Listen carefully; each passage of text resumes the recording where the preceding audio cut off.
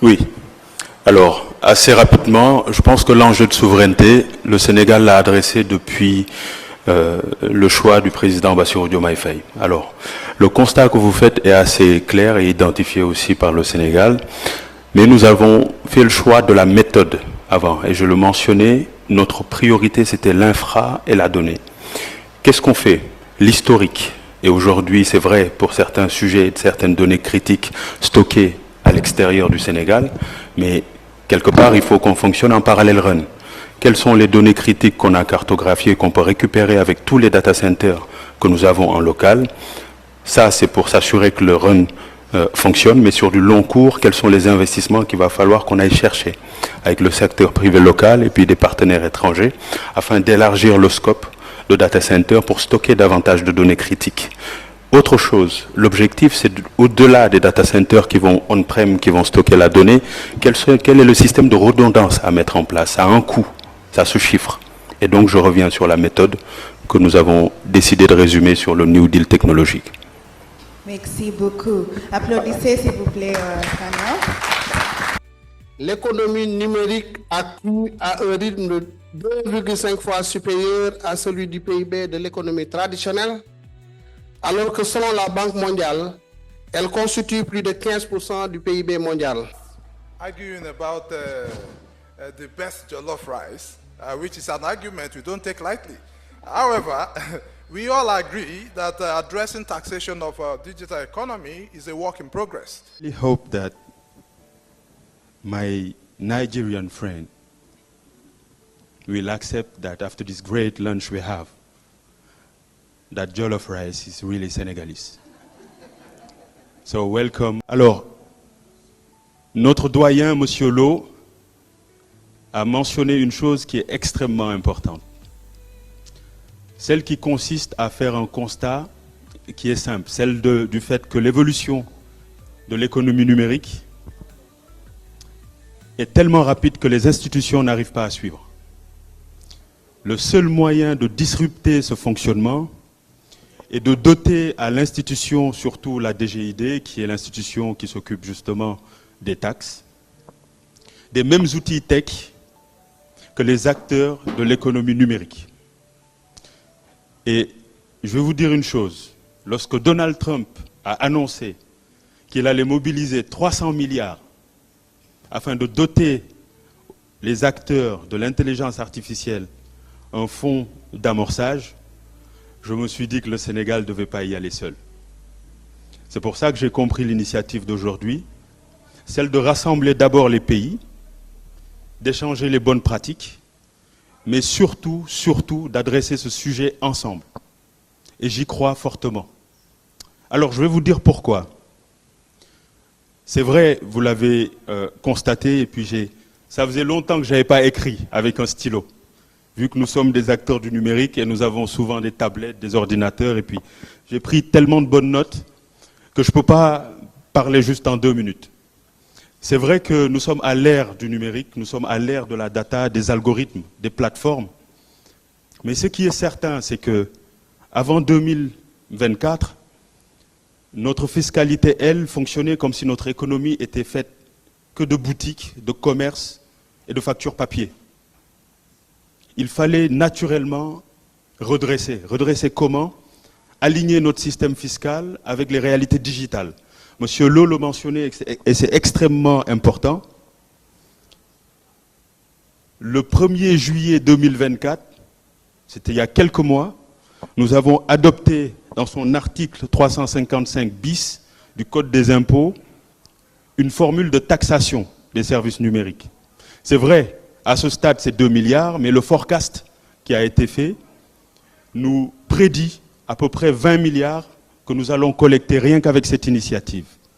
Et je disais, en blaguant avec mes équipes, je leur disais que si on arrive juste à targeter 10% des flux numériques, en tout cas de l'écosystème des sociétés qui ont un fort impact sur le PIB du Sénégal, on target 30 milliards en 3 ans.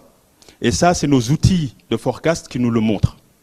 Alors, clairement, le Sénégal, avant de parler d'outils, a fait un focus sur le carburant de l'Afrique, c'est la donnée. comment le Sénégal va faire des constats chiffrés. Et sur la base de ces constats chiffrés, comment le Sénégal va écrire des expressions de besoins claires, les adresser à nos partenaires régionaux comme internationaux, et sur la base de ces expressions de besoins, cadrer le sujet, le budgétiser, et enfin développer des outils qui vont nous permettre justement de passer à l'échelle. C'est cette méthodologie qui est traduite dans ce qu'on appelle le New Deal technologique.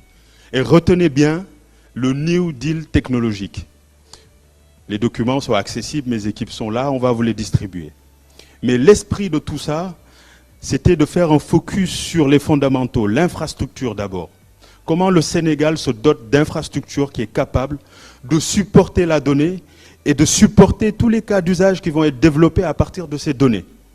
Raison pour laquelle nous avons un parc de technologie numérique, nous avons un supercalculateur, nous avons des data centers avec la Sonatel, avec Sénégal Numérique, qui nous permettent aujourd'hui de stocker de la donnée et pouvoir l'interpréter. Et une des premières interprétations qui, moi, m'avait marqué avant de prendre ce poste,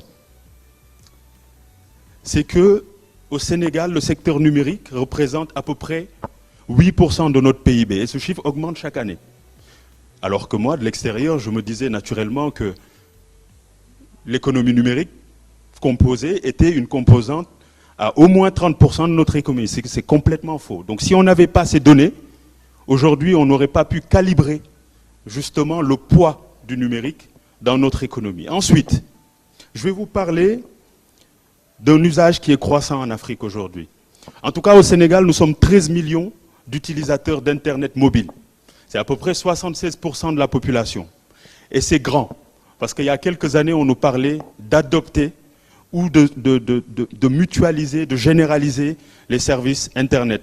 Et les opérateurs ont donc bien fait leur travail, même s'il manque encore, il reste encore des choses à parfaire. Et il va falloir qu'on couvre l'étendue du territoire. Et puis, je vais faire une petite parenthèse. Très souvent, on parle de connectivité, mais il faut aussi penser à l'énergie, parce que c'est quand même la ressource avant de parler de numérique. Donc, le Sénégal a compris aussi ce tenant grâce aux données que nous avons collectées.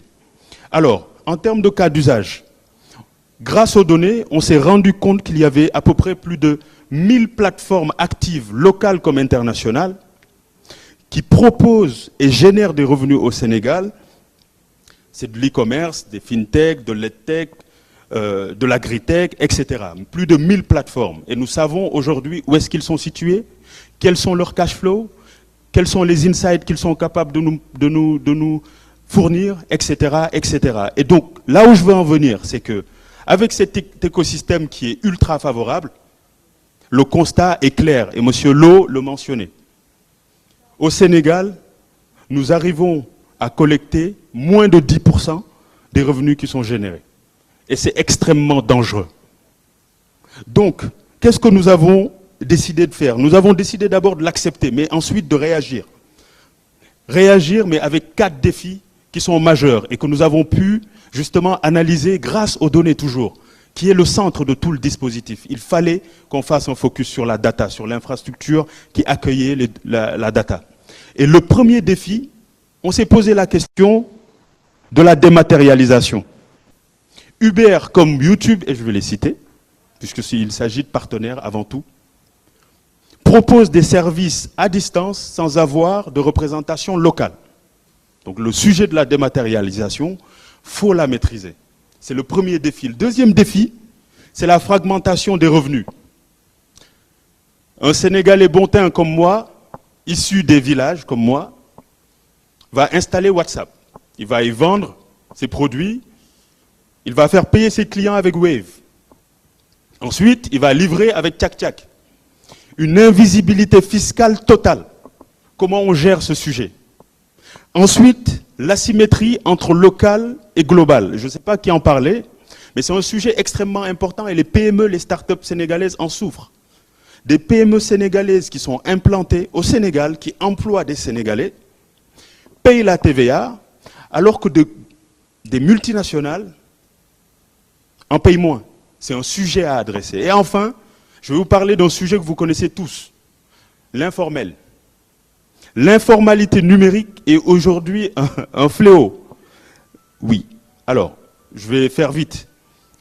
mais je pense qu'il y a tellement de sujets à discuter, je vais essayer de raccourcir. Mais l'informalité numérique, beaucoup de vendeurs, et nous sommes tous utilisateurs de TikTok, soit pour bien digérer le dîner du soir, soit pour être au courant de ce qui se passe. Mais nous sommes certains qu'en scrollant, nous allons avoir un vendeur sur TikTok qui échappe totalement au radar du fisc. Comment on gère ce sujet? Donc, qu'est-ce que le Sénégal a décidé de faire à travers le New Deal technologique? D'abord, nous voulons créer une fiscalité adaptée aux plateformes.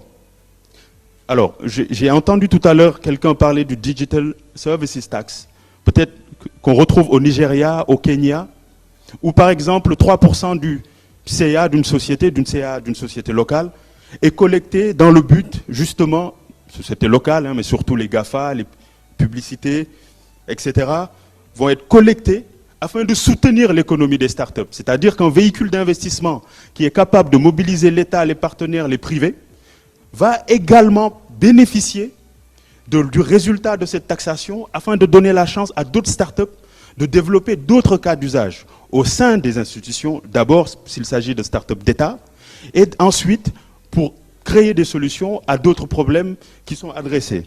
Ensuite, simplifier la fiscalité des petits acteurs digitaux.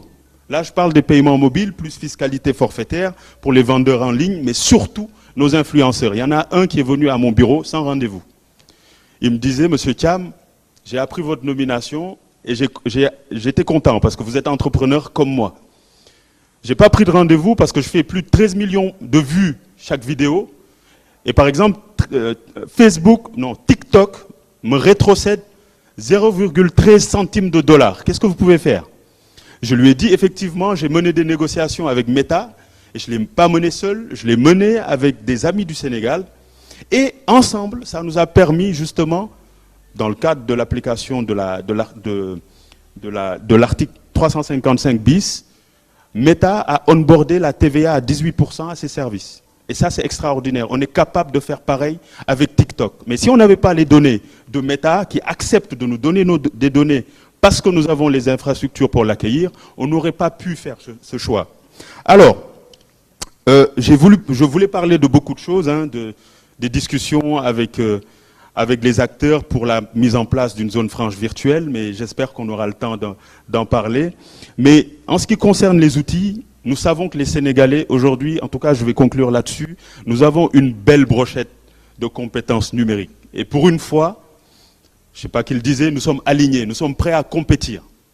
Mais pour compétir et créer ces outils, ce qui est certain, c'est qu'il faut d'abord penser le cadre de gouvernance de ces outils, penser le cadre de gestion de la sécurité des systèmes d'information en local comme dans les institutions, et à partir de cette gouvernance, définir des outils que nous pouvons justement upgrader à moindre coût.